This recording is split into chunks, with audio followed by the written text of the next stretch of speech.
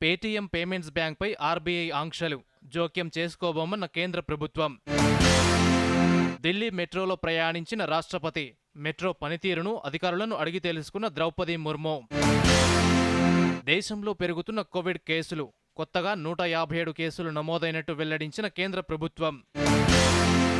ఢిల్లీ జంతర్ మంతర్ వద్ద కర్ణాటక ముఖ్యమంత్రి సిద్ధరామయ్య ధర్నా, పాల్గొన్న సహచర మంత్రులు, ఎమ్మెల్యేలు.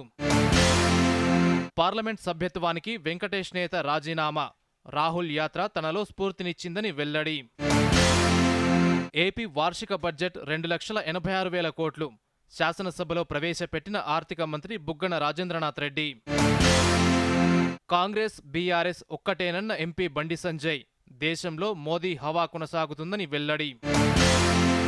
కర్ణాటక ప్రభుత్వానికి వ్యతిరేకంగా ఢిల్లీలో బీజేపీ ధర్నా, సిద్ధరామయ్య ప్రభుత్వం అవినీతికి పాల్పడుతోందని ఆరోపించిన నేతలు. సికింద్రాబాద్ రైల్వే స్టేషన్ ఆధునీకరణ పనులను పరిశీలించిన కిషన్ రెడ్డి, పనుల్లో వేగం పెంచాలని అధికారులను ఆదేశించిన కేంద్ర మంత్రి.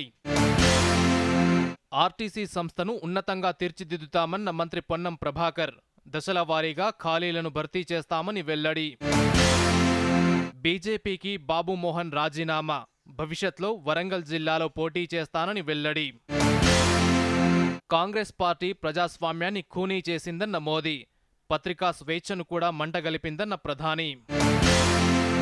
దక్షిణ కాలిఫోర్నియాలో భీకర తుఫాను, రాష్ట్రమంతా అతలాకుతలం. ఈసీ అంటే ఎంటైర్లీ కాంప్రమైజ్డ్, ఎన్నికల సంఘంపై ఆగ్రహించిన ఆదిత్య ఠాక్రే. మహానగరంలో తాగునీటి సమస్య తలెత్తకుండా చూసుకోవాలి, జలమండలిని ఆదేశించిన జిల్లా ఇన్ఛార్జ్ మంత్రి పొన్నం ప్రభాకర్.